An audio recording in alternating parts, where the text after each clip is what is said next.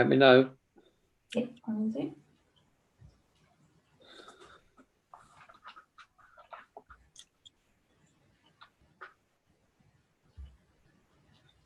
Right, and we are live, Leader. Okay. Good morning. I would like to start by welcoming those members of the public and press who are watching the live stream of this meeting through the Council's YouTube page.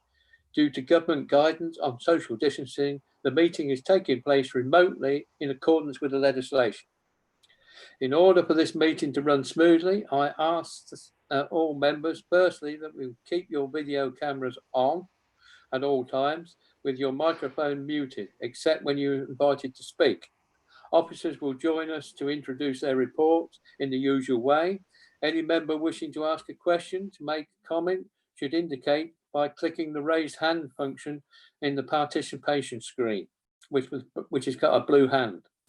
When I invite you to speak, please unmute your microphone, make your comments or questions, and then mute yourself again. As with all new systems, this may run into technical problems, and for this I ask your patience. Should this occur, I would declare an adjournment while the fault is addressed and the public broadcast will be paused. The meeting will be adjourned until such time as it can be reconvened. If your connection fails during the meeting and you're unable to reconnect, one of the Democratic Services team will reconnect you. Finally, I would remind members of all virtual meetings are recorded. And before we move to the first item, we begin by calling the names of all the Cabinet members to establish your presence. This is Ms. Turvey. All right, thank you, Councillor Holditch, Chairman. So we can confirm that you're here. Councillor Fitzgerald, can you confirm your presence? Yes, happy to confirm. I'm present and correct this morning. I'll know about that. Thank you, Councillor Hiller. Yes, I'm here. Thank you, Councillor Seaton. Yes, I'm present. Thank you. Thank you. Councillor Walsh. Yes, I'm present. Thank you. Councillor Ayres. I'm present.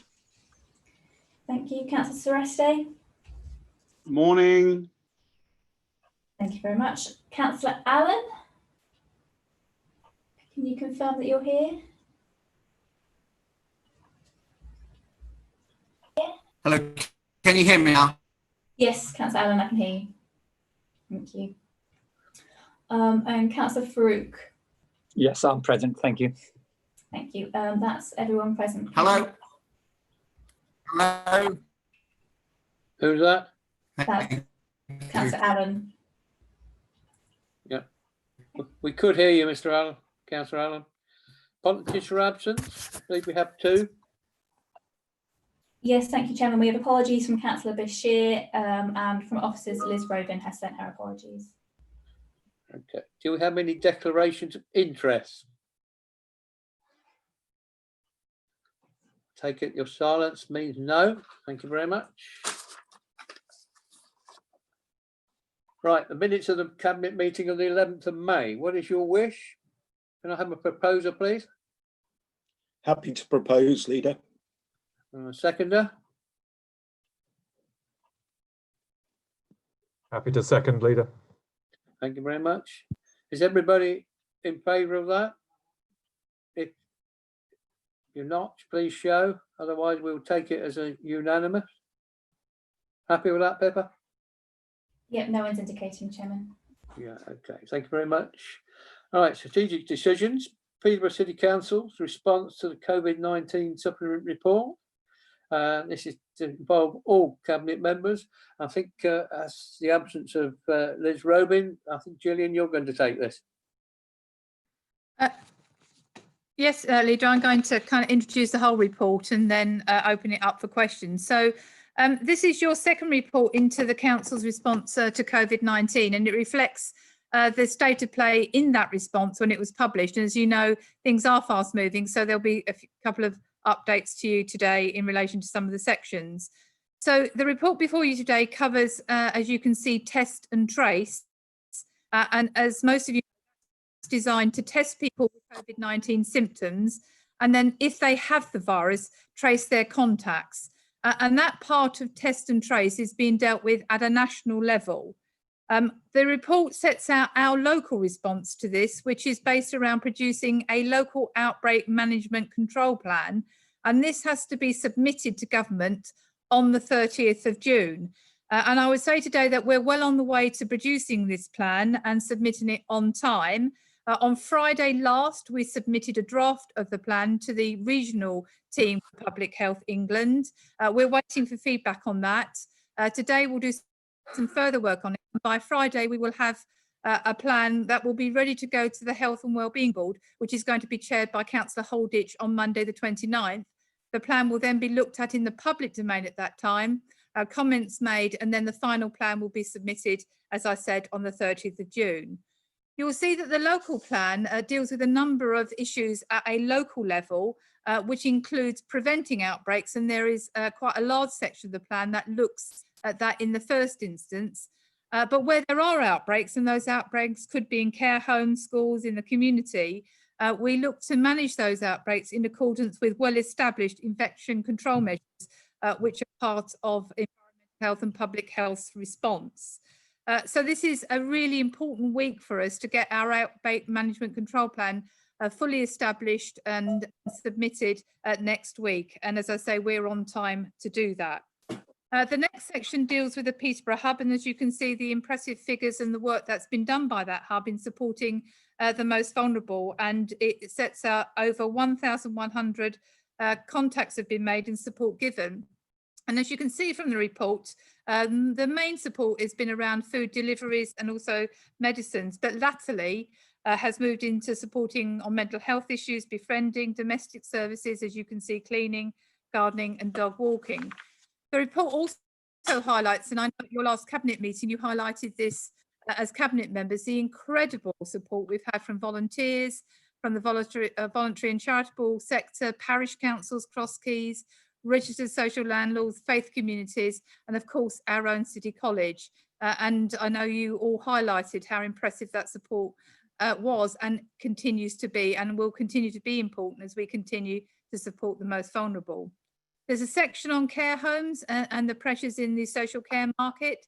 And there's also a section on care home support plan, which is designed to embed infection prevention and control within our care homes to prevent outbreaks of COVID-19. And that plan was submitted on time to government and is what we're actually operating now. There's a section on the Infection Control Fund, which is 1.7 million or just over that for Peterborough. And that's again designed to support infection control measures. And in that section, it's set out how that money is to be spent. There's a section also on PPE that has been a significant issue nationally, and that sets out how locally our local supply chains have improved and how we've been managing the supply of PPE extremely well, I believe, in Peterborough. Paragraph 12 is about the support that we're going to give to care homes, a new model of that support, and that model is described in that section. Section 13 sets out our opening of schools, or the partial reopening of schools, and the achievement there of 93% of our primary schools expanding their intake against a national average of 70%. And I know many of you will know the hard work that the education team and Councillor Ayres and others have been involved in getting to that impressive level. Section 14 sets out what we've done to reopen the city centre, and that's been with a local team supported by Mayor Palmer at the combined authority, and how we're moving on to the next milestone of the 4th of July with the possible reopening of pubs and restaurants, subject to further government announcements, which we believe will come this week. The final section sets out our response to the recovery from COVID-19 and how we plan to approach this, and that's covering in a sustainable way and also some of the challenges that this presents to us. We're doing, if you like, proper assessments of the impact of COVID-19, and that will then be put into an action plan which sets out how we're actually going to approach that recovery journey. The financial consequences of COVID-19 is set out in a separate report, and that's in item 6 of your agenda. So bringing all of that together, you can see as Cabinet that we're still to a degree in the response phase. This is still an emergency, and there are still things that we're having to do to respond to COVID-19, and that's mostly exemplified by the work that's been done day in, day out by our teams and other teams in our care homes, and also through the Peterborough Hub supporting the most vulnerable. Yet at the same time, we're moving towards the unlocking scenario by opening our city centre and our schools. So there's still a considerable amount of work being done, both in terms of the response and also recovery work. Steve Allen joined the meeting. So, Chairman, with that short introduction, I'll leave it open to anybody who would like to ask any questions. Thank you. Right, Councillor Fitzgerald, it's your portfolio. I believe you'd like to ask some questions. Indeed, John. I had prepared a couple of questions for the public health team, and Dr. Robin, of course, not here, but I have managed to get the answer. I'll kind of do the question and the answer, if that's okay. So just from a public record point of view. So in the report, it did quote a number of figures and stats. So my question was, were there any updates? And I do have some additional information to share with Cabinet and the rest of the world, as it were. So it's quite wordy in the sense of a technical answer, but please bear with me. So because it will be obviously it's recorded and people can see it. So the updates are between the 27th of March and the 8th of June, there were 439 NHS Public Health England lab confirmed COVID-19 cases in Peterborough. That's a rate of 218.4 per 100,000 of the population, which is just statistically significantly lower than the national rate, which is good news, but it is similar, however, to the regional rate. There was an apparent increase in cases in Peterborough in the week starting the 8th of June. However, this was due to a data processing issue and then was corrected on the national COVID-19 dashboard. Reported in the press, of course, again, I saw that was corrected. Peterborough City Hospital, Public Health England and NHS England are investigating the cause of that issue or misrepresentation of the facts. By way of an update in terms of just as of the 20th of June, there had been a total of 463. So the latest figure is the 20th of June. NHS, Public Health England, lab confirmed COVID-19 cases in Peterborough, which is a cumulative rate of 231.3 cases per 100,000. Also, just by way of an update on the follow-on, data shows that between the 27th of March and the 29th of May 2020, there were 85 deaths, sadly, which occurred related to COVID-19 of Peterborough residents, with 62 of those, 73% of the total occurring within a hospital setting. And again, sadly, 19, that's 22% of those occurring within a care home setting. All cause and COVID-19 death rates have declined since the peaks of the mortality some weeks ago. But again, by way of an update, the very latest information since the report was prepared, there have been 89 COVID-19 related deaths occurring in Peterborough up to the 5th of June, and that was as registered at the 13th of June. So I thought for colleagues that might be some information to share, because I know there's a lot of interest around the public health agenda, of which I would like to go on record and say the team are working extremely hard in the public health arena, as are the rest of the council staff. And of course, Gillian is now leading on the test and trace program, which is very important work that's going on, and she referred to it in terms of the paper that's coming out. So thank you, Leader. That's all I've got to say for now, and I'll shut up and let other colleagues have any questions they might want to ask as well.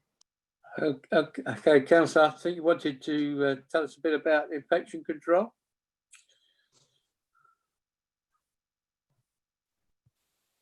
Say that again. Was that for me, John? Yes. Oh, infection control. Well, I'm down to one screen, so if you give me a minute, I'll come back to it when I just find it on the other screen, if somebody wants to move on for another question. Okay, Councillor Hiller. Yes, thank you, Leader, and thank you, Councillor Fitzgerald. I found that very interesting, actually. A lot of numbers, a lot of stats, but certainly very, very interesting, and puts Peterborough City in context, I think, not just regionally, but also nationally. So I do thank you for that. Question for Gillian. what are the most frequent requests that we've had for support, and has this actually changed as this period has gone on? Chairman, I think Wendy will probably want to answer that one. Thank you, Gillian. Yes, Councillor Hiller. So initially, the requests for support were generally around delivery of food and medication. But as time's gone on, what we have seen is people have needed more emotional support. So really feeling the impact of not being able to go out their house and be socially isolated. Also things like house maintenance. So some people who are frail and elderly or have a disability have had particular issues in terms of general house maintenance, and even very practical things about not being able to change their bed. So literally, as time has gone on, we've had to develop the offer across all of the agencies and organisations that we've brought together in the Peterborough Hub to offer the support that we're now seeing is needed. And I have to say, I'm just amazed at how adaptable our communities and our charitable and voluntary sector have been in actually adapting what they deliver to what our residents are saying they need. Thank you for that. The second part of my question was has this changed?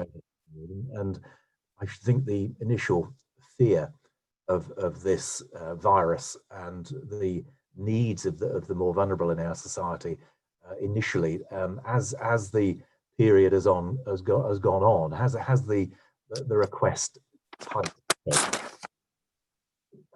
So the requests that have changed, as in at first we were delivering food, but we have been able to help people to get food slots from the supermarkets themselves. So people have become more independent in some things, but other things are coming to the forefront that perhaps weren't an issue when we first had the pandemic, like things like house maintenance and feeling socially isolated, having emotional difficulties.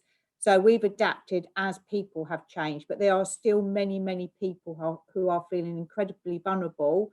Some are still shielded and are unable to go out. So those things haven't changed. And as Gillian said earlier, we are still in that response phase for the pandemic. That's very helpful. Thank you. Thank you, Leader. Councillor Ayres?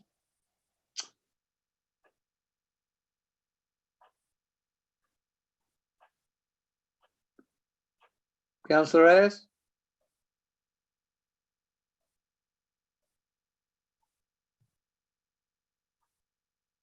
Are you there, Councillor Ayres?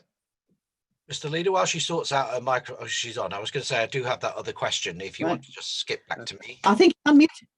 You did, Lynn. It's all right. I think it's unmuted now. Is that... Yes, it is. Can you hear me? Yes. Good. I want to have a look at the schools reopening section of the report, please. But can I just preface it by saying that I think that all of our schools, and I mean all of them, the maintained and the academies, and all of our officers involved in education need congratulating, because they've done an absolutely brilliant job in getting the schools open and getting the children back. I mean, you can tell that by the percentage of schools that did open. So I would like to say that first of all, and in public, because it has been absolutely wonderful, the work they have done. But I'm particularly concerned about the support for our most vulnerable children in ensuring they continue to access their education. And in that respect, also about the special schools and how they are gradually, it says in the report, bringing the children back in. I think that's probably Wendy who might respond to that, I'm not sure. But in any event, that's my question. It's about the vulnerable children. Thank you, Councillor Ayres. So in terms of vulnerable children, again, I think we should be very proud of our schools and our officers that have made sure that our most vulnerable children can access schools. So what's happened is the Education Directorate and the Children's Social Care Directorate have worked together to identify those children who are most vulnerable and then work with the particular schools that they go to so those children can actually get into school. If it's not appropriate for any reason for them not to get into school, schools are doing safe and well checks to those pupils and sending appropriate work for them to do at home. You will know also that we were allocated by the government an amount of money and we were able to provide 600 laptops to children who have a social worker, which supports them with their learning.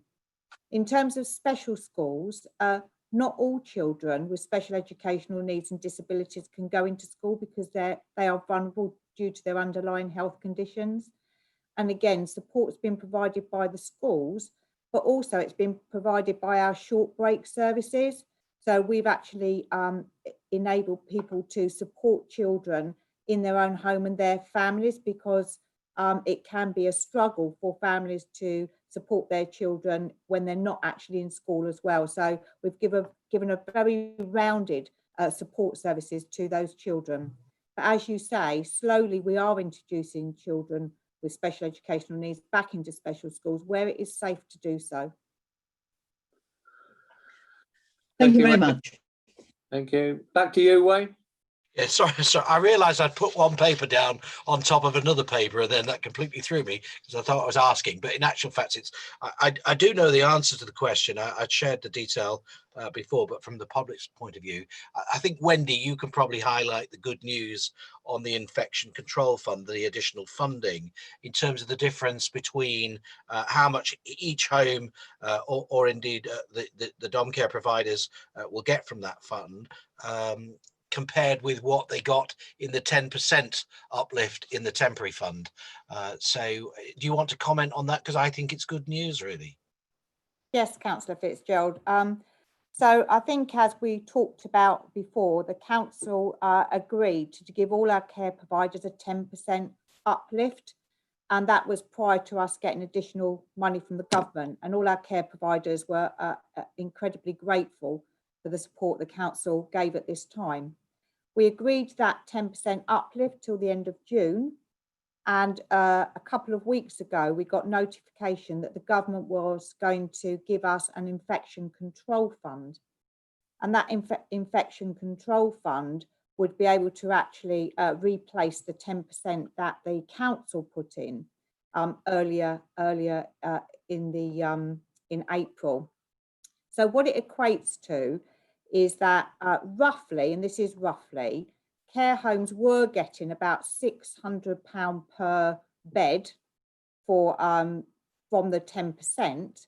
From the infection control fund, it will work out about £900 per bed. So that is a significant increase. But the money must be spent on infection control measures, particularly around supporting homes with care staff. Then there's 75% of the infection control fund goes directly to our care homes, not all of our care providers. And the council has 25% to use at their discretion. And we've made the decision, and actually all of the care providers agree with this, that 25% will go to our home care providers, which I think is incredibly important. So yes, it's really, really good news that our care homes and care providers will continue to have additional financial support because of their additional costs. Mr. Leader, just to give a total for, again, public consumption, I think you'll find that between April and June, we spent something circa 2.6 million in PPE, the 10% uplift in care costs, the block booking of beds as well. Now add in the infection control, some 2 million. So between July and September, that figure rises from 3.1 million overall to 5.7 million in terms of the overall spend. So as Wendy said, it is good news in terms of how we're doing our very best to support the care sector across the city. And again, the team should be congratulated on the work that they've done in this area. Indeed. Thank you, Councillor Fitzgerald. Councillor Seresti.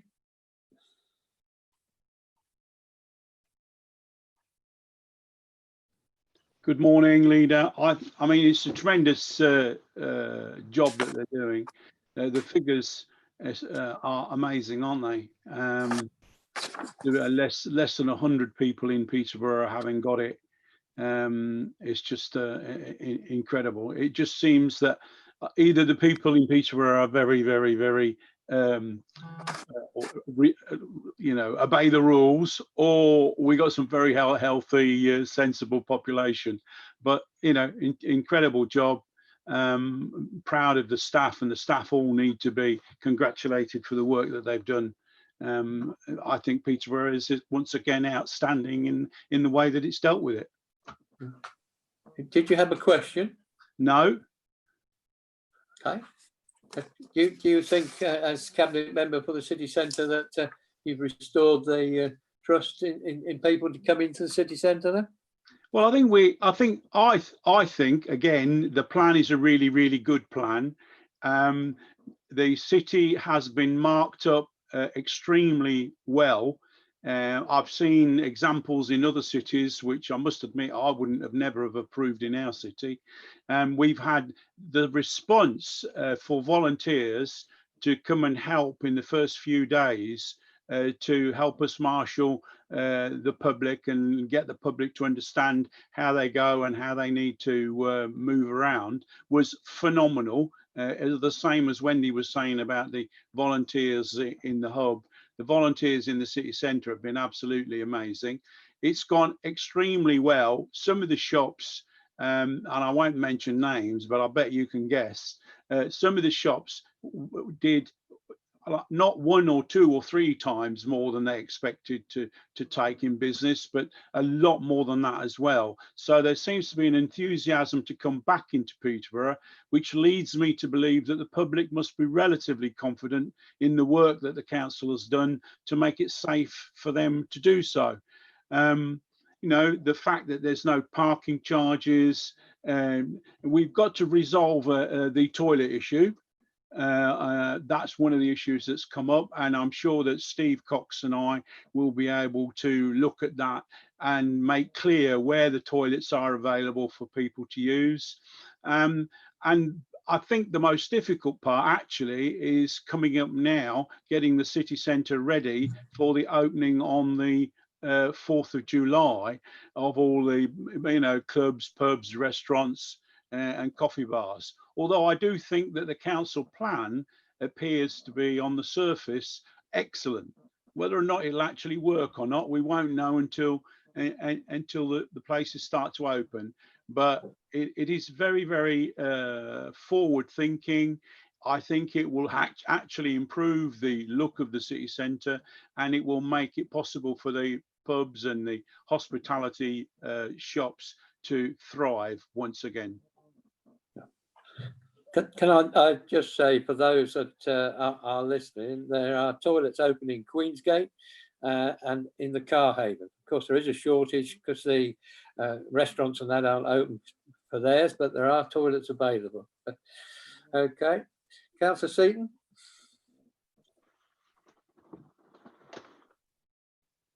Thank you, Leader. Can I just make 3 quick points? I'm just amazed the whole time by the massive response of this council to this crisis. It astounds me. Just amazing range of things that we've had to do, and the capabilities we've shown in doing those things. I particularly thank Wendy and all your team for the support you have given to care homes and the way you've responded to cases in those care homes.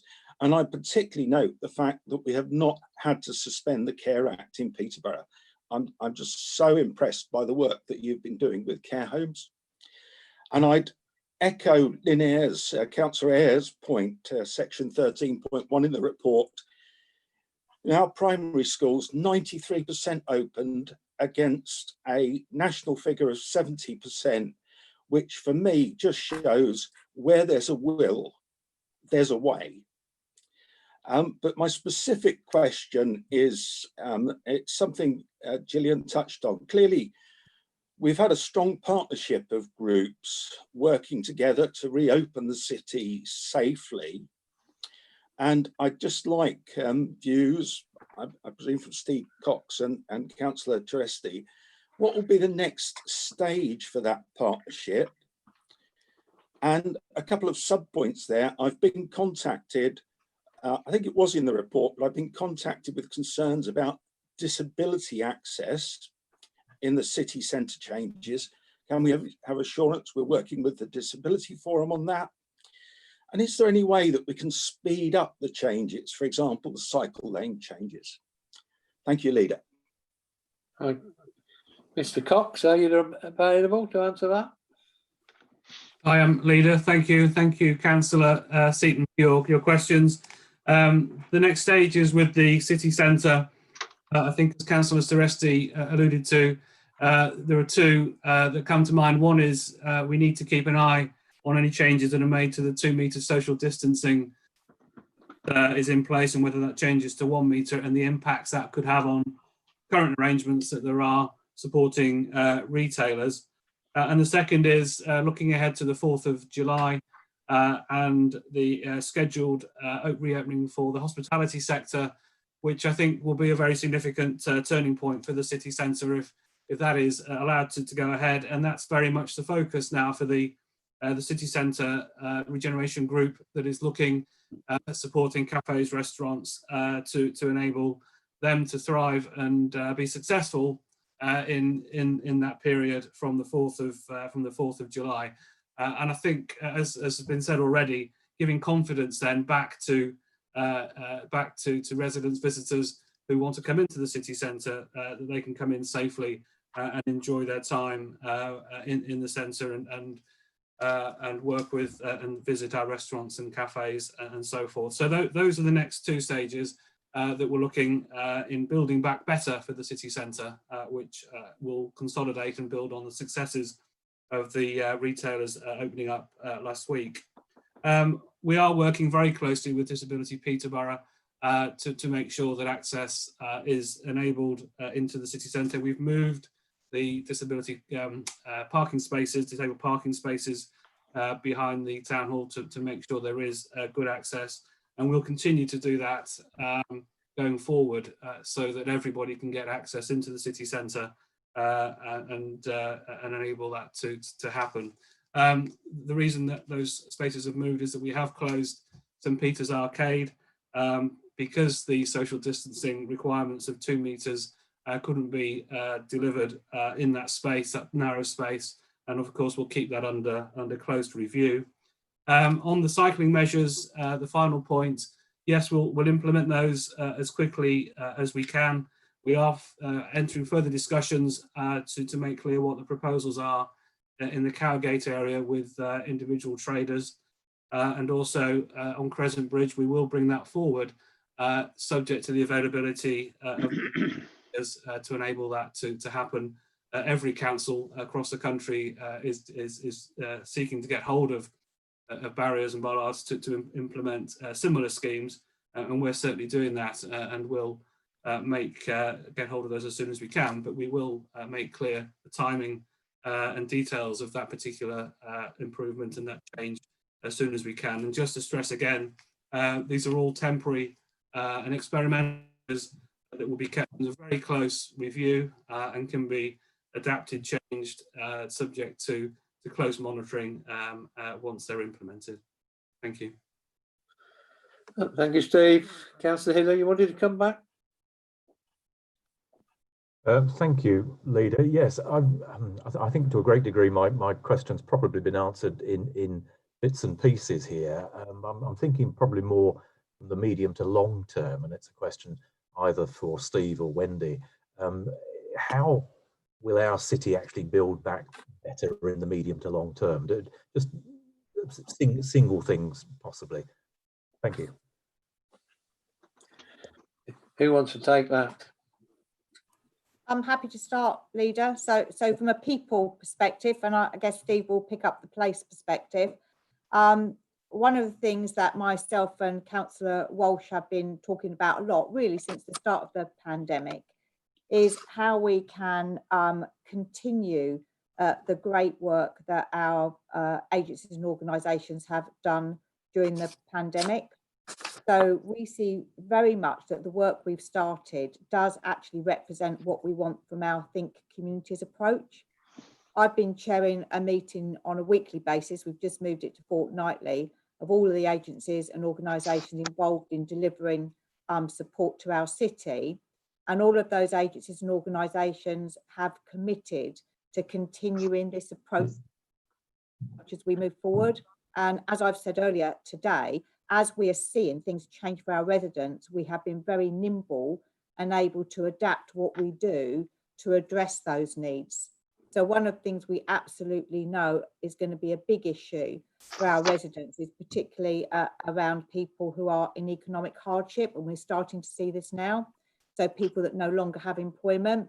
So we're looking together at how we actually might support people in this particular area. So I think we're ahead of the game all the time, trying to think about what might be needed and making sure that we've got the support in place that we can give to people as and when they need it. Thank you. Okay, thank you very much. Councillor Allen? No, it was Steve Cox, leader. Oh, you went here. Okay, Steve, sorry. Thanks, Leader, and thank you, Peter, for the question. I think, I mean, building on what Wendy has said, one of the things that's really come through in the last 3 months is the strength of the partnership working across different agencies. It was already there, but I think it's moved on considerably, and the Economic Recovery Partnership has been a good example of how that has enabled the reopening of the city centre. And I think in terms of building back better, consolidating that, giving confidence to all that want to come into Peterborough is going to be the next stage, and we can do that in a number of ways. But in particular, we're working to conclude right now on the investment plan for the Towns Fund, which we will conclude in July, and the investment plan will, I think, be a very timely sort of representation of the next sort of stage and phase of Peterborough's city centre growth and the city as a whole, and that's in an inclusive and supportive way, in recognising the difficulties and the challenges that there are for businesses and residents across the city. So building back better is ensuring we support business, enable the reopening of the city centre, support the next wave in the COVID recovery, but also set that medium-term vision and ambition that everybody can see and get behind. So the university, for example, the Station Quarter, are good examples of how we can build back better for Peterborough. I thank you both for those answers. I think they were very clear and forward-thinking. Can I just, Leader, echo Councillor Seaton's congratulations to the officer team, especially the senior team, for their response to this crisis, their immediate response and ongoing response. Very, very encouraging. Thank you, Leader. I agree. You can only watch in awe what's been going on. Brilliant job. Councillor Bashir has emailed me a question on her behalf. Test and tracing. Can you confirm whether testing is accessible to Peterborough residents and how long it takes for people in Peterborough to get a test result? Is that Gillian? Yeah, okay. So there's been a big issue, as you know, nationally around testing, but what we found is that the testing times were perhaps 6 weeks ago were not acceptable, but that testing time has reduced significantly, and we've seen testing times coming down now to 24 to 48 hours, which is a better scenario, because obviously if you look at test and trace, it's extremely important that the tests come back so that you know somebody has indeed got COVID-19, and then the tracing mechanism then flows from that. So we have seen a better scenario. The actual place where testing in Peterborough takes place is at the East of England showground, and we believe that testing has been accessible through that. So we have a much better picture for Peterborough on the testing scenario, Leader. Thank you, Gillian. Councillor Allen, are you still connected? Good morning. I believe I'm connected now. Yes, you are. Odd if Yes. I am, because it's been Loud a and clear. challenging morning getting on. Don't we love technology? I've heard everything that's been said, and I would certainly echo my praise of the efficient and robust way officers and staff have handled the pandemic as it applies to Peterborough. What I would ask, though, is if there's a second wave of COVID-19, how confident are we that we have sufficient trained staff to deal with the outbreaks in the city? Leader, shall I come in and deal with that? So our outbreak management control plan is a plan not just about the kind of mechanism of dealing with an outbreak, but also the workforce required. And there is a workforce stream within that is identifying what we need in terms of the capability of clinical, but also volunteers and other frontline staff. We have over £1 million from government for test and trace in Peterborough, and at the moment we're identifying the resource capability to be able to match what might be some outbreaks locally, whether they be in schools or in the community. So once you see that plan towards the end of this week and when it goes into the public domain and looked at a health and wellbeing board, there will be a resource plan alongside it and a workforce plan. So that is very much what we're looking at and what we have to submit to government. Thank you. May I come in with a supplementary, please, Leader? Please, yeah. If we do have sort of lockdowns again, will they be, how regional, how micro will they be? So can you lock down an area that has it, or would it be the whole city again? Should we need to do that? So at the moment, the issue about the lockdowning areas is at a government level. It's not given, there's no powers given locally. And so what we would be doing, as we've done pretty much with COVID-19, is working with local communities about how we would support them if there were an outbreak in a community. I mean, if you think about it, most people have done this by consent. People have stayed at home, that message has gone through, and that would be, it would be down to a local communications plan, but also the arrangements that we've got, the strong arrangements we've got with communities, which we've described before. So the Peterborough Hub and the work that's done, the connections with communities, the good relationships we've got with community leaders will all be part of how we would work if there were an outbreak in a community.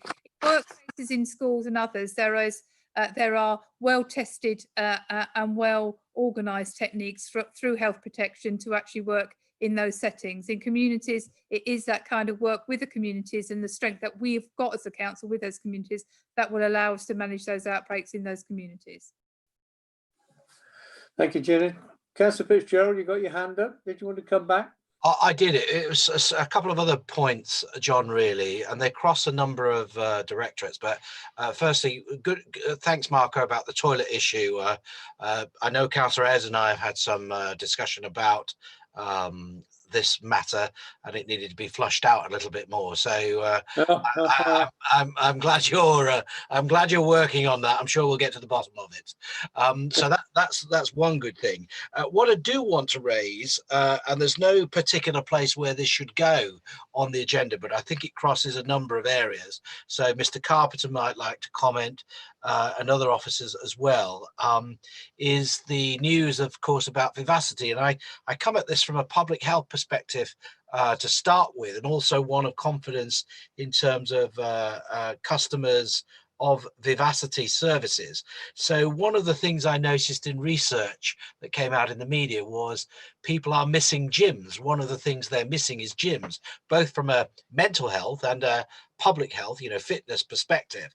So the other thing is I'd like to just raise is the possibility of opening the Lido if we can, because again, and I know Councillor Allen might have some words, we've been inundated with people that we know asking what is going on. And I suppose, because it's not formally on the agenda as a specific item, in order to give confidence to residents in Peterborough that we are ready, able, and to just business as usual. So one, let's get the things reopened again. I mean, it's in the public domain. And two, the possibility of the Lido, because I think the public need confidence in us and the services continuing because of the lockdown and the pandemic. You know, they're chomping at the bit to get back on these things. Now, Pete, there may be financial implications on that, which is why I mentioned you, and there may be other people in terms of Amanda and others that might have an odd word to say. I just want to get reinforce the confidence that it's business as usual, folks. Sorry, John, that's just really what I wanted to ask. Comment from officers, really, that we can give those assurances. Well, I'm going to ask Amanda to come in on comment on that, because she's been the officer overseeing this, but it really is too early to answer those sorts of questions. We've got a 90-day period to transfer those services over to us, which will start, and until they have started and we understand the situation, then you can't run red herrings about, yes, we'll open this or we open that. But in terms of swimming, you can't open anything at the moment. I'm asking specifically, John, sorry, I'll be more specific. I'm asking about gyms and the Lido, which we've been asked a question about, just over the weekend. Now, I know there's a 90-day, but whether it's the current operator, Vivacity, or ourselves, that we get behind doing what we can from the health and well-being point of view, and also to give confidence. I know we can't guarantee, every service or, every single job. We're not in that position, but I'm just looking for some early indications, really. Amanda, I don't think we know yet, do we? Thank you, Leader, and thank you, Councillor Fitzgerald. No, I would absolutely echo. It's very early to start talking about specific services. I think what we would say, though, as part of our recovery plans and our Building Back Better, we're absolutely committed to arts and culture and leisure services. We know how important they are for the people of Peterborough, so we are very much have our eye on those public health outcomes from the Vivacity set of services, but absolutely too early to be talking about when and how we would look at individual services. Gillian, do you want to comment? The only thing I'd say is that we've mobilised a really good team within the council to actually look at what this means and its implications, and that team is now working really hard to see what can actually be done. So we're absolutely on it, and we will hope be able to give people some news as the weeks go forward. But it's 90 days. That's not a long time, but we have got a good and an expert team who will be addressing this to provide reassurance to people that we've got a grip of this, Leader. Yeah. Okay, thank you. Now, I don't have any other speakers on item 4. You're being asked to approve the recommendations as set out in the report. I have my hand up, Leader, actually. You have? I did have my hand up. If I may just come in on the Vivacity thing, if I may, and I'll keep it very brief. I just think it's the spirit that we need to send out to the public. I think a lot of low-income families will rely particularly on the Lido this year, as they won't be going on continental holidays.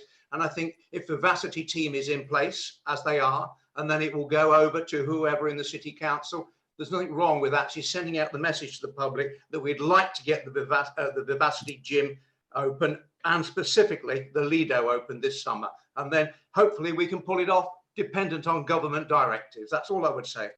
Well, thank you for that. Leader, David, Leader, you've got your hand up. thank you. Yes, I have my hand up as well. I mean, one of the issues with the Lido is surely the public health advice. So I wonder if the cabinet member who covers public health could tell us what the advice is currently on outdoor swimming pools. Yeah, well, no, I'm not going to get into the debate on John, no. You're I'll just take a comment. We would follow public advice. Councillor Fitzgerald, no, we're not running any hairs on the Lido or anything else. We're not promising the public anything we can't do, and we don't know what the situation is yet. It is too early. So, anybody object to the recommendations as set out in the report? I see no objections to you, Pippa. No, thank you very much. We'll go to item 5 then, please. And item 5, Councillor Seaton, do you want to introduce it? Yes, thank you, Leader. I recently approved an additional scheme to support business local businesses as a result of the COVID-19 emergency.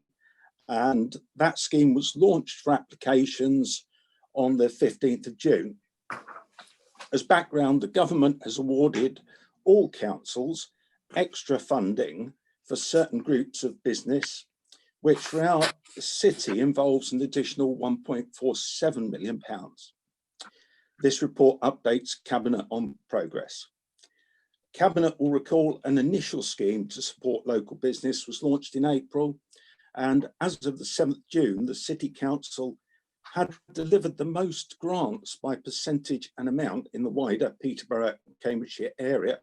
Indeed, our nearly 99% delivery was the 15th best result in the country. That original scheme delivered nearly £30 million to nearly 2,500 businesses. With the new scheme, given the number who can apply, we're expecting to be significantly oversubscribed, and we've therefore closely mirrored the government advice. The application window runs until Friday. Following this, funding will be allocated initially to the following 4 areas: small businesses in shared offices or other flexible workspaces, regular market traders with fixed building costs, such as rent, who do not have their own business rate assessment. The council would consider these to be traders with a current rental agreement no less than 6 months. Thirdly, bed and breakfast accommodation, which pays council tax instead of business rates. And lastly, charity properties in receipt of charitable business rates relief, which would otherwise have been eligible for small business rates relief or rural rate relief. I would expect funds to still be available following this initial distribution, and so we'll allocate the remainder to the following 2 areas. Firstly, businesses and charities who have supported the council with its delivery of coronavirus support to local communities. We've heard a lot about that fantastic work today. And secondly, businesses and charities who support and or supply the retail, hospitality and leisure sectors, but who are not eligible for grant funding under those schemes.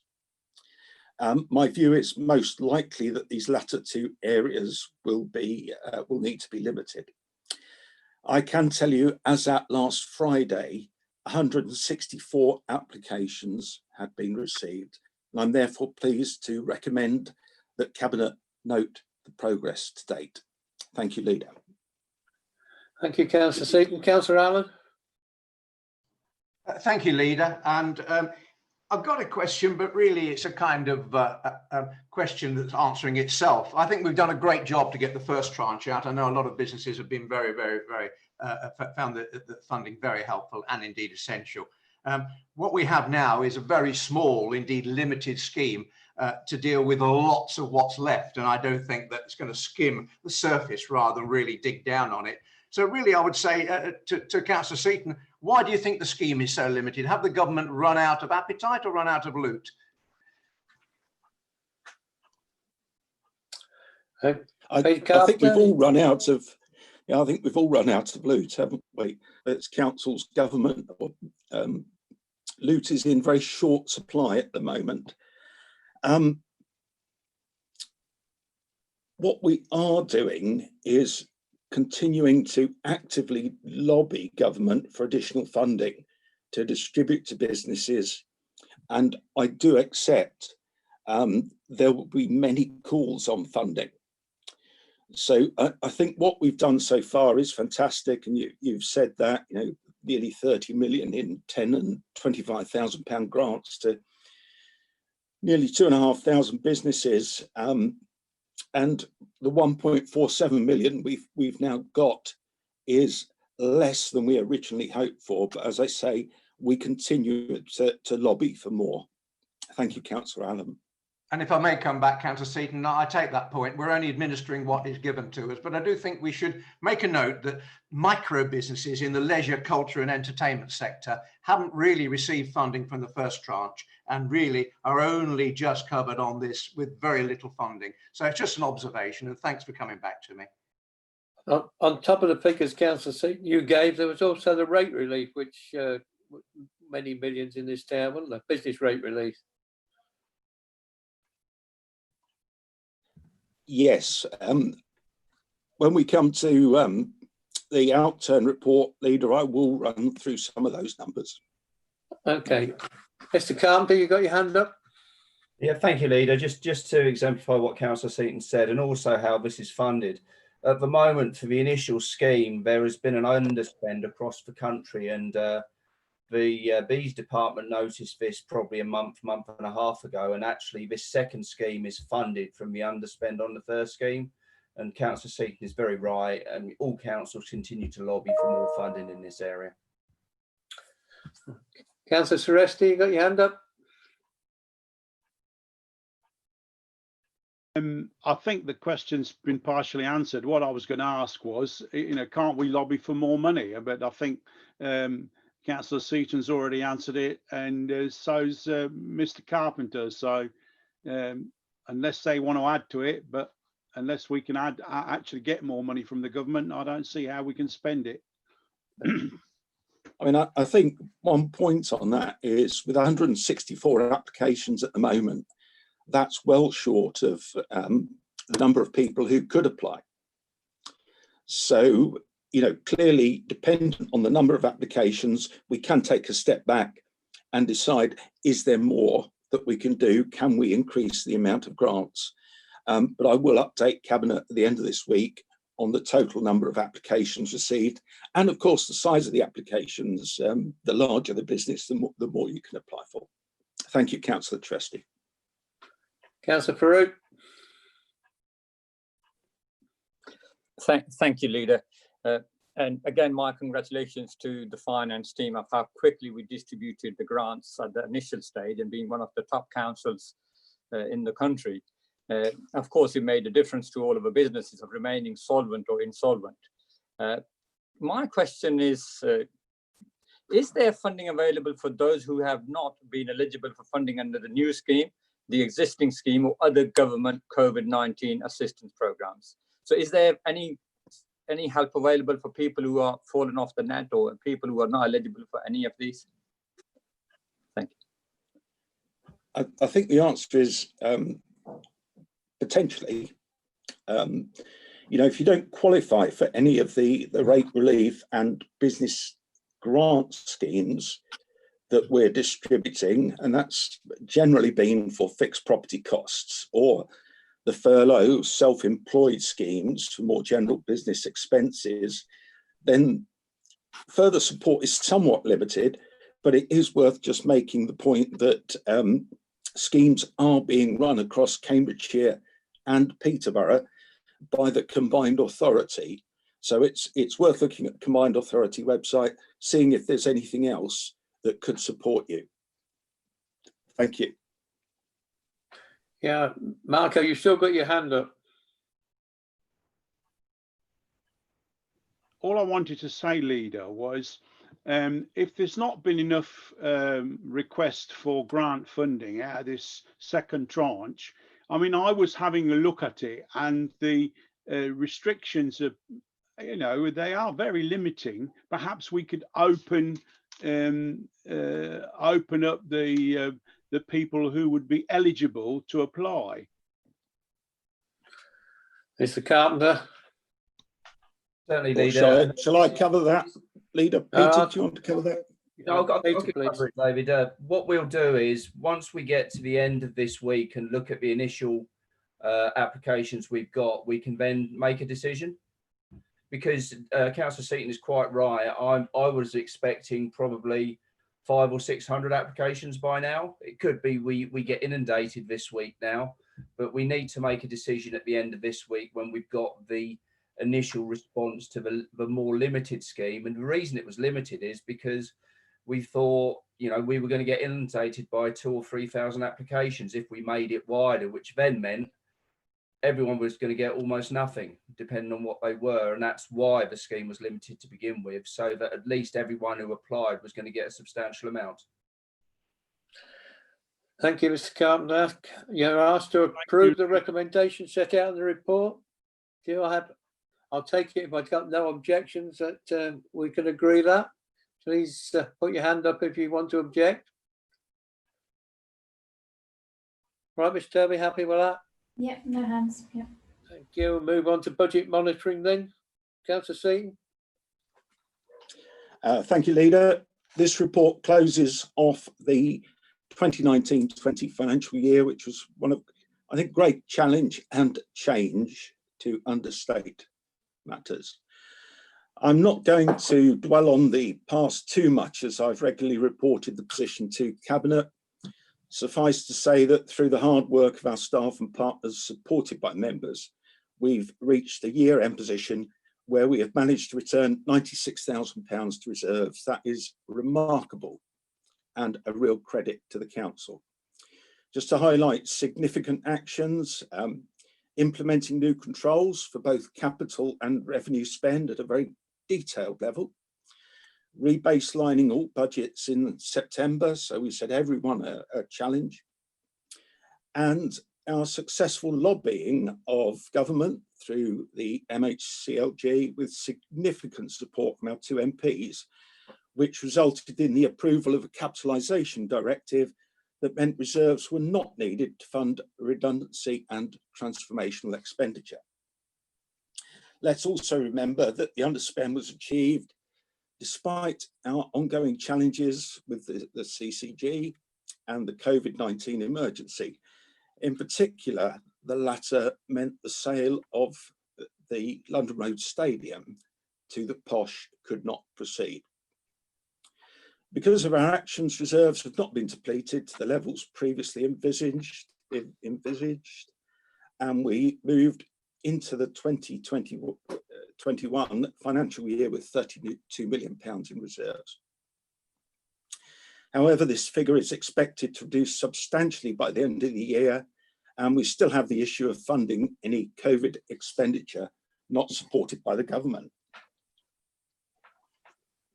Detailed positions for all departments and the status of all reserves are contained in Appendices A and B to the report. Capital expenditure during the year reduced from an initial budget of £94 million to a final outturn of £64 million. The principal reason for the reduction was no expenditure on investor save schemes. None passed our investment and return criteria. You may have seen the recent purchase by Ipswich of commercial premises in Peterborough. I suspect that deal was agreed before the pandemic, and our view was the risk versus return did not stack up. Capital receipts, which support revenue expenditure, amounted to £10.8 million during the year, slightly better than budget. The Outturn report also contains the final position in relation to the Council's Treasury Management Strategy, and that's in Appendix C. I have to report to Cabinet and also Council if any of the 10 indicators are exceeded, and indeed 2 of the indicators did exceed their targets. Indicator 3, which is linked to capital financing expenditure, as regularly reported as part of our budget control reports. The minimum revenue provision, our repayment of debt, was greater than budgeted due to the number of assets with shorter lives than originally estimated and delays with the development of the hotel in Fletton Quays, which meant interest receipts were lower than expected. And indicator 4 shows the proportion of debt to capital financing requirement. It shows the Council to be in an under-borrowed position, i.e. we're using the strength of our balance sheet to internally borrow in order to keep costs low. Overall, the amount of borrowing taken in the year was lower than estimated, but proportionally more when compared to the capital financing requirement. Finally, Appendix D contains our financial performance indicators. Clearly, prompt payment of invoices was down slightly, and that will be a focus for me in the coming months. We do need to be a good neighbour to businesses who trade with us. 99% of the Council's payments were made electronically. Sundry debt outstanding at year end is in a good position at below £10 million.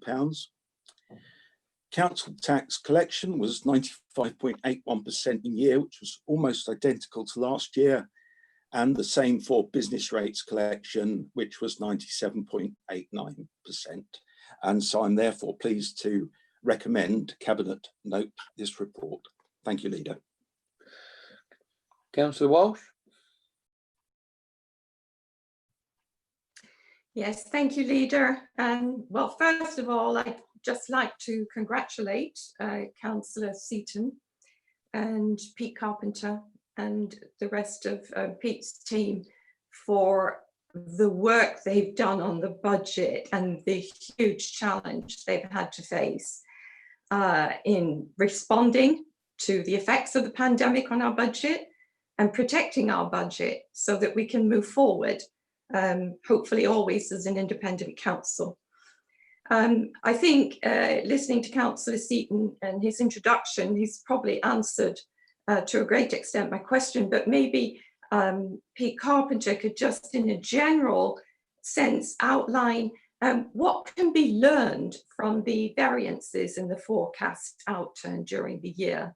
What sort of general lessons could we take away? Thank you. Thank you, Councillor Walsh. And can I just exemplify, but just the massive hard work that's gone on across the council to come back to a break-even position, and it's through the hard work of the officers and our partners across the council that have done really, really strong work during the year to bring us back. In terms of the variances, I think one of the issues is everyone is very risk averse at the start of the financial year. It's been addressed to a large degree this year by the COVID emergency, and we're actually writing down and exemplifying every bit of existing expenditure or new expenditure. And I think it's becoming more realistic with risk, and also linking risk and financial delivery to what we have to do operationally that helps. And I think in moving forward, and because of the COVID emergency this year, we are in that sort of place, and so aren't stepping back and saying, well, it's the start of the year, we've got all these risks. We're being much more realistic. This is where we are, this is what we need to do, and this is the real gap. Councillor Hiller. Thank you, Leader. Sorry, Leader, could I just add a quick point to that? Apologies, Councillor Hiller. Hello. Can you sum up at the end, David? Happy to. Yeah. Councillor Hiller. Yeah, thank you, Leader. And yes, thank you, David. Question for Pete Carpenter. The capitalisation direction was certainly an excellent achievement, and you are to be congratulated on that. I'm wondering what position we'd be in if indeed it hadn't been approved. Could you just let me know?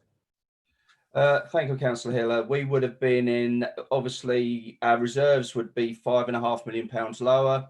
We actually have got another £1.5 million we can use this year. So that's another 1.5 out of reserves this year, which would have meant we'd be going into the year with around 12 to 14 million pounds of real usable reserves, which wouldn't, that's including the general fund, which would not have given us the wriggle room we've got at the moment to deal with the COVID emergency going forward.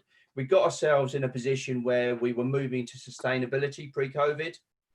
What this has done, because of COVID, is given us the wriggle room that maybe other councils might not have, who've not been quite as open with their amount.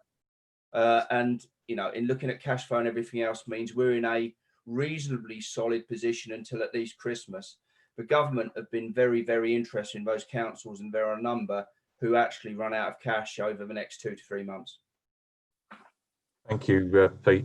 Prudent move by yourself and the officer team. So I congratulate you on that again. And thanks for the explanation. Thank you. Thank you, Leader.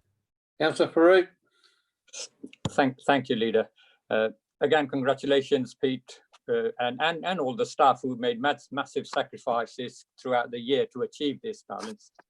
My question is, how have the staff adapted their behaviour during the year to improve financial performance during the year, and can it be sustained? Thank you, Councillor Farouk. I think the controls we put in place, some were in July and then others were in August / September, in terms of we have a recruitment panel and we're very, very tight now on the people we recruit and how we deal with agency and everything else. We approve all business cases over £10,000. I look at all expenditure over 1,000. That's helped us in terms of moving forward.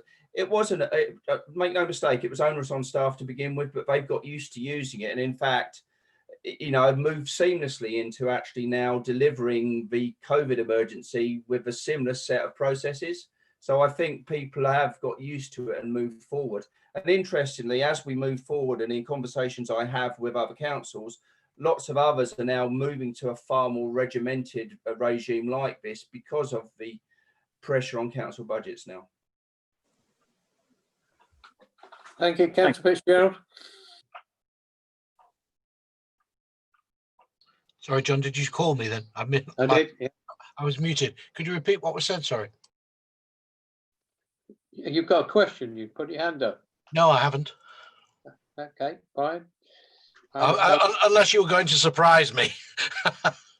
Well, you know, I was told that you were going to ask a question on the views of the impact of COVID-19 on these figures.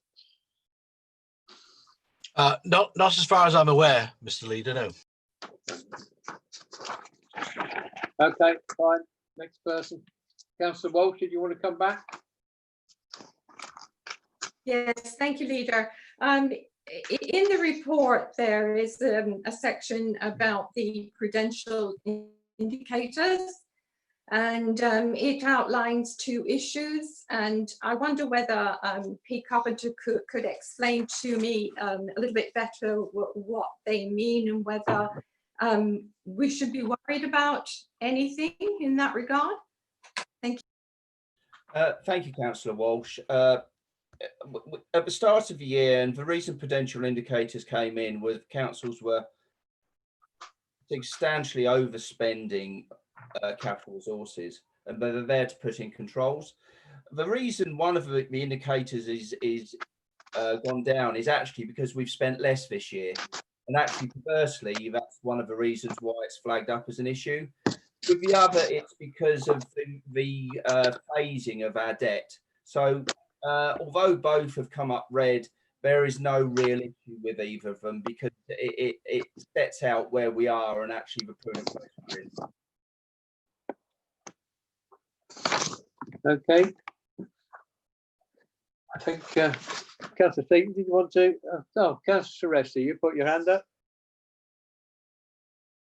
Leader, I didn't put my hand up, but I've got a question if you'd like one. You go.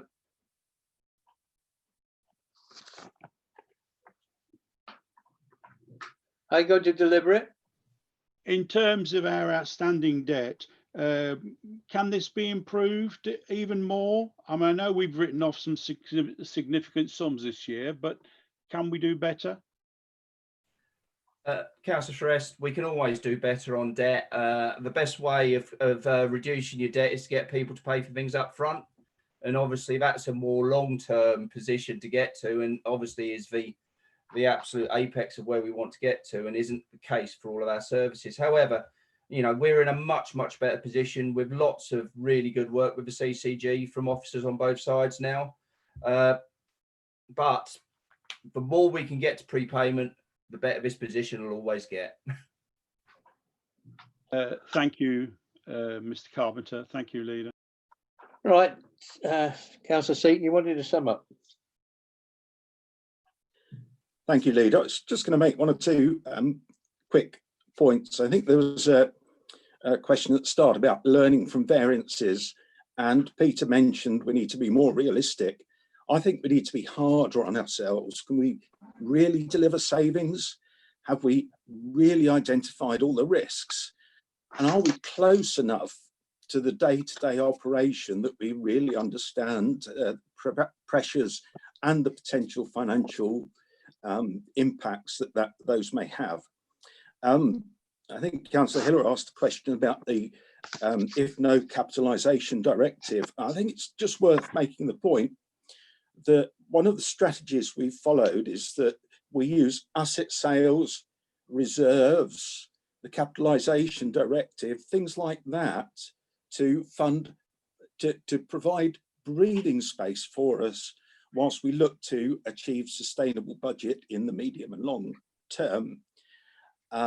And then there was a final point about, I think it was COVID, the impact of COVID. I mean, an example of the impact is that we did have non-delivery of some of our asset sales. So the Posh Ground will have given us another £4 million in last year's accounts. And, you know, that really shows how well we did to come to a break-even position. But I'd highlight section 15 of agenda item 4, the general report, which said our response to the pandemic states the full impact, our response to the pandemic and the full impact of it is unknown. So we really are dealing with best estimates, and we do need to proceed with caution. Thank you, Leader. Thank you, Councillor Seaton. A lot's been said about congratulating our officers this morning, which is quite right and proper, but I think we ought to pay tribute to yourself, and I'd like to pay tribute to my cabinet and indeed my group on taking the tough decisions that they had to get this end result. Because if you listen to the radio, and it's always us making mistakes and we're not running the council properly, you know, the district auditor, and this sort of outcome absolutely proves that this council is being run very well. So I'd like to thank you all the members for that. And members, are you happy to approve the recommendations set out in the report? If I don't see any objections, I will approve it. Are you okay, Pepper? No objections? Thank you. Can I just say to you, I'm going to adjourn this meeting for 5 minutes because I need to go to the loo. That's just putting it honestly. So 5 minutes. If you want to take a rest break, please do it now. Tell me when the 5 minutes is up. Okay, will you, Pepper? Thank you.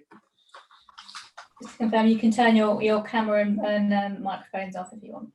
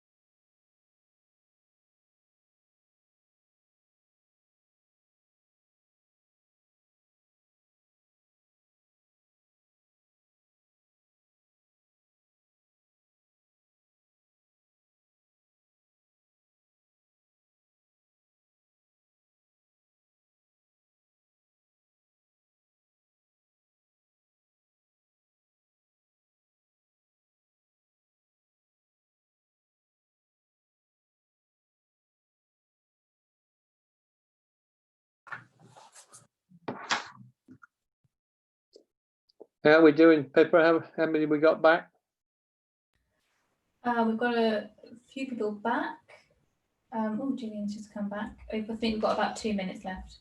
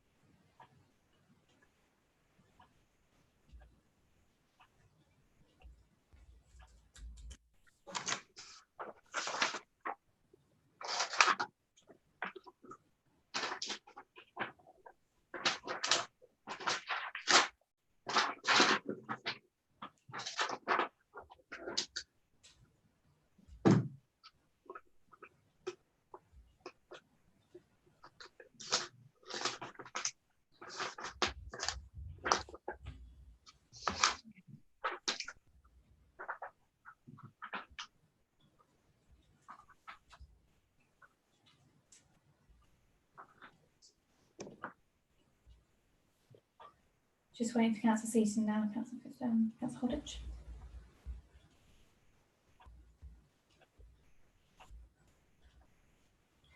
Okay, that's everyone back, Leader. Okay. Can we resume?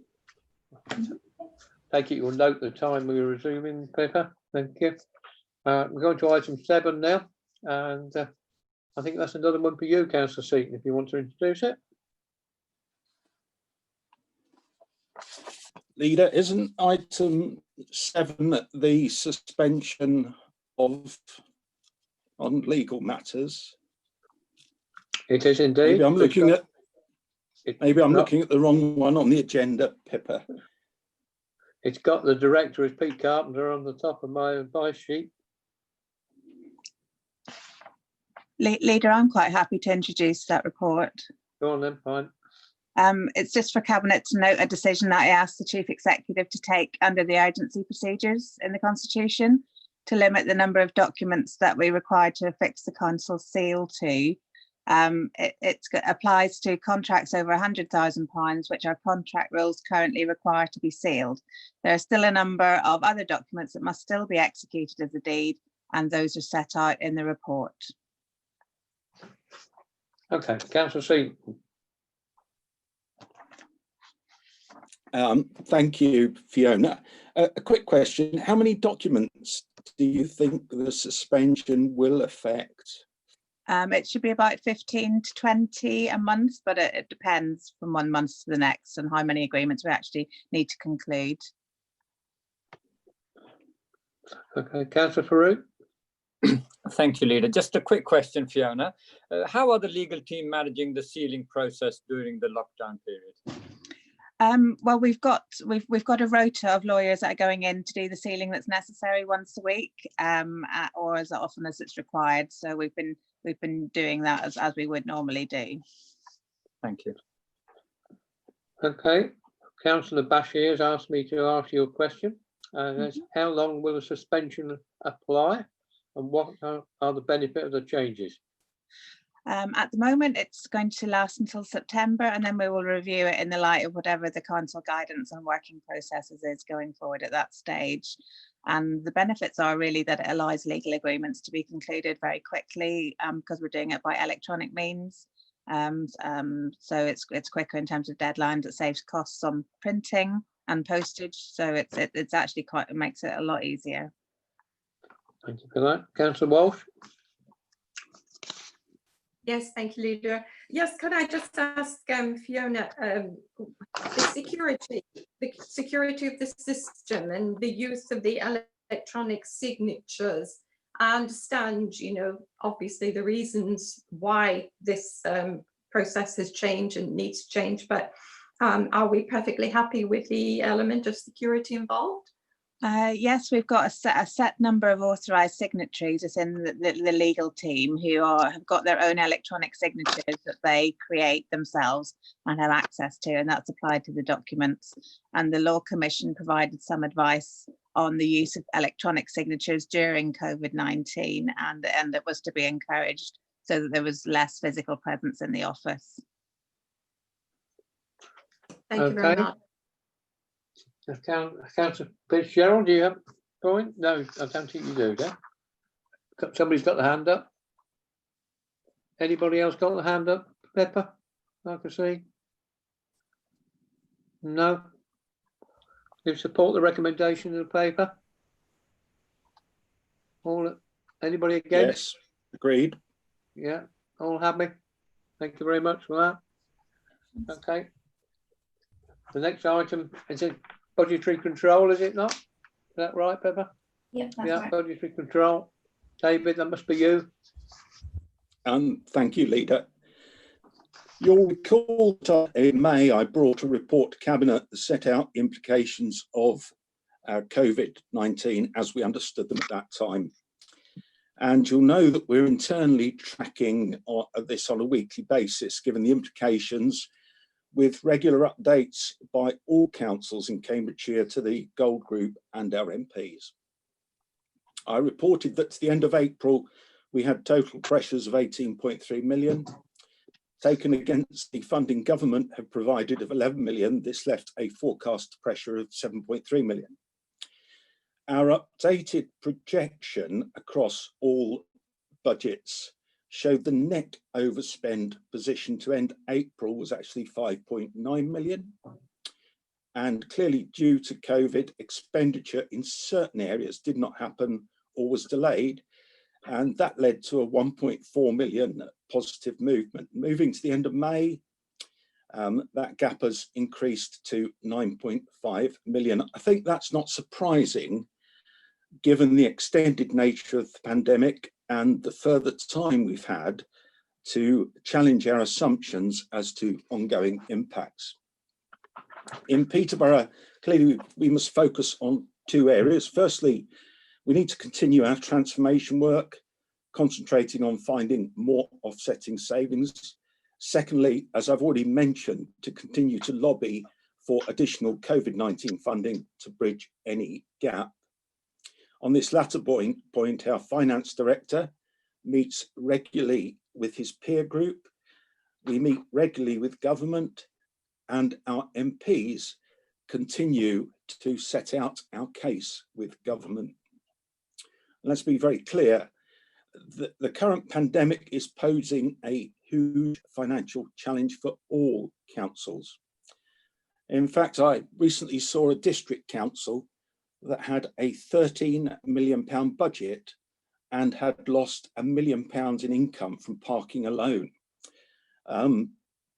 Just up the road, Luton have a £50 million gap and have just brought forward an emergency in-year budget to save £22 million. So there are some serious challenges out there. I think as well, it's worth saying councils are particularly concerned about the collection of council tax and business rates, and that could be a considerable sum nationwide. We've updated the format of the detailed analysis of under and overspending, and this is contained in Appendix A.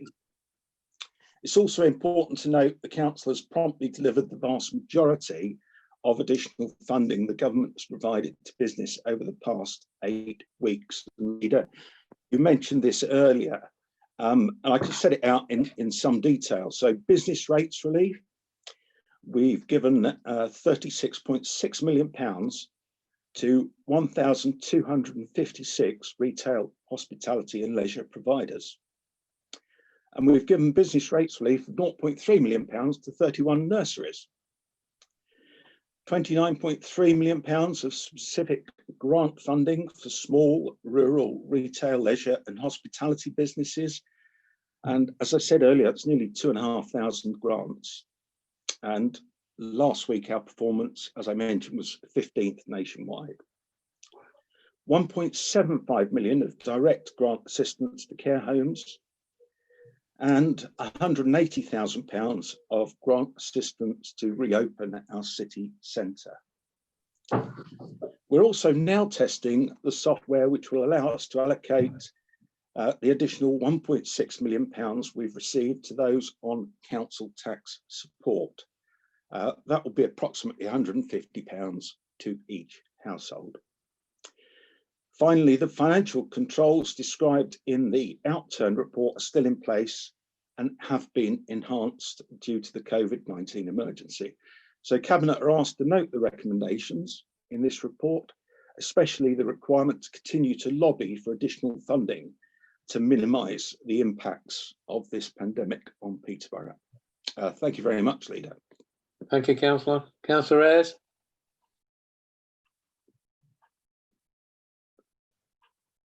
Councillor Ayres.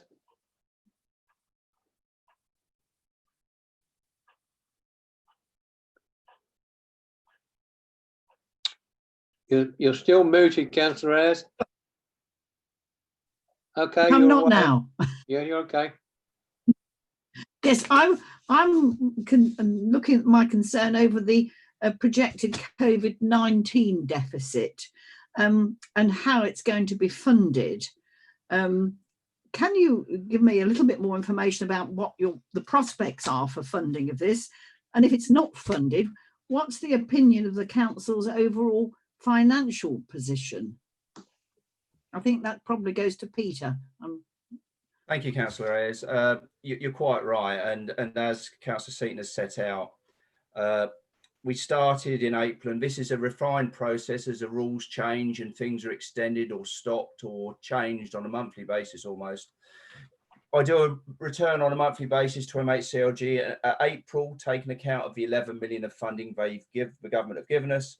We had a 7.3 million gap. That's gone up to 10 million by the middle of May. And literally on Friday, I've done the latest return, and that's now up at around the £14 million figure because of additional things moving forward.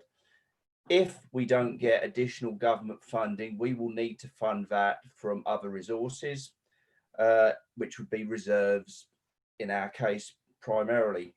However, across the whole sector, there is a lot of lobbying going on, as you'd expect, of how we are going to deal with this amount of money, which range from allowing us to debt finance it for 1 year to using various different ways to offset it against other things. At the moment, those discussions are going on, and I think the return we've just done to government on Friday will be a key driver in how that is sorted out, because as we go forward, the government are asking more and more questions, and our answers are becoming far more direct in terms of the areas they want to listen to. So the key to this is we do need more funding to cover this, or methodologies from the government to fund things properly. Thank you. Thank you for that. Okay, Councillor Allen. Yeah, thank you, Leader, and thanks for this update. I don't see any mention of capital in the update, however, and I'm just wondering if you can give me some overview of disposals and acquisitions, please, capital-wise. Thank you, Councillor Allen. In terms of capital, in terms of actual capital works, apart from the work that was going on the car park, which continued, a lot of capital schemes got stopped because of the social distancing. They've all started up again. In terms of acquisitions and disposals, we have a number of disposals in the pipeline. Obviously, Councillor Seaton talked about the posh one. That is still a live disposal, but that would depend on the football season and when that starts, because a lot of industries at the moment don't have income. We're chasing, and under Councillor Hiller, we've got a number of capital receipt options we're looking at. And again, a lot of those are dependent on the companies and COVID, although what we will be more actively is chasing those that are not COVID related. In terms of acquisitions, we will look at all acquisitions because we've moved, as long as things are for regeneration or housing, the council is actually in probably a better position than most of the private sector at the moment at having funds available, and also it's being asked by central government to look at those areas in particular. Okay, Councillor Fitzgerald.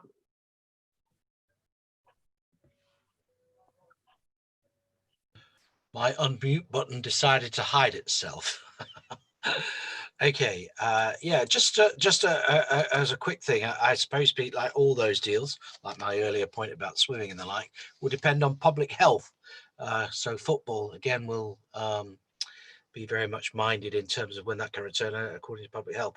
But so in terms of my particular question, but it is around related, so risks. So the risks of, you know, when that capital deal might go through because of public health issues, what do you see as the big risks, both in a positive and negative aspect in terms of the budget control report, Pete? So there you go. David, do you want to pick this one up, or do you want me to? I'm happy to kick things off, Peter, and you might like to add to it. I mean, for me, the big risks are firstly additional demand for services as a result of the economic impact of the pandemic. And I think that will be both short and medium term. Clearly not receiving full funding from government for direct COVID related expenditure. That's an important one. I think the approach the government proposes for collection authorities, so that's those authorities that collect council tax and business rates. If we see a significant fall, how will that be dealt with? Another big risk is, and it sounds slightly counterintuitive, addressing new ways of working, but the associated costs with new ways of working until all social distancing regulations are relaxed. And perhaps one that some would see as a risk and some as an opportunity, we still need to remember we have Brexit at the end of this year. And I think it's unclear at this time exactly what the impact of that would be. But possible risk, possible opportunity. Other opportunities, you know, reassessment of services that due to COVID are not being delivered or are being delivered to reduced levels. What's the impact of that been? Have we managed to deal with that? And is there a benefit from it? Better use of office space with staff working in different ways. Now we've cut space substantially as a council. Quite amazing. I don't know what the latest figure is, probably a 50% reduction in space. Can we go even further with home working? And as always, yeah, I think it's important to look and learn from what other councils are having to do. Those who are having to make significant reductions in this financial year. It was interesting when I looked at what Luton were doing, an awful lot of it was things that we'd already done. And indeed, I think from what I've seen so far, we are providing more ideas as to what can be done to other councils than we're getting back from them. So that's just a few examples. Thank you. Okay, thank you for that. I don't have any other questions signalled to me, but I would like to ask Mr. Carpenter a direct question. On Friday morning, there was a member of the opposition on the radio saying that they would have more money in this council had this council lobbied harder to government. Is there anything you think that you officers could have done or us members could have done to lobby even harder to get the money? Because you know and I know what just exactly how we've been doing that and how much we've achieved. So, Mr. Carpenter, would you like to comment on that? Certainly, Council Leader. In terms of what we've done, the important thing when you're lobbying is to make sure you do it as a position of strength. And I think we've been very successful with our MPs who have lobbied as a group. And also we are part of groups through the LGA and others which do it on behalf of everyone. What we've got to be careful of is we're not picked off as an individual council. And I think we've been very successful at doing it. Let's look at success. We're the only council last year that got a capitalisation direction. And that was through our direct lobbying, which has significantly helped us in terms of our position this year. So I don't think there's a lot more we could have done, Leader. Thank you for that. Leader, could I make perhaps a direct political point, as opposition have made one on the radio? I cannot remember a single time that Fiona Onasanya or Lisa Forbes worked on this council's behalf with government to lobby for further funding. I can name a whole series of occasions when Shailesh Vara and Paul Bristow, who was only elected on the 12th of December, have worked to try and get support for this council. So I think that's a wholly unfair accusation to make. Thank you, Leader. And it's not just in the last 3 months either. We've got lobbying over 3 or 4 years. So, okay, I think, Pippa, are we there? Yeah, there are no more speakers. Yeah. Yeah. So do you agree to accept the recommendation in the report? Yeah. Nobody objecting? Are you happy with that, Pippa? Yeah, there are no objectors, Leader. Okay. Has that reached the conclusion of the meeting? And I thank everybody. The housing meeting will now take place at 10:45, but you need to change to tunes for that. Thank you very much. Bye, everybody.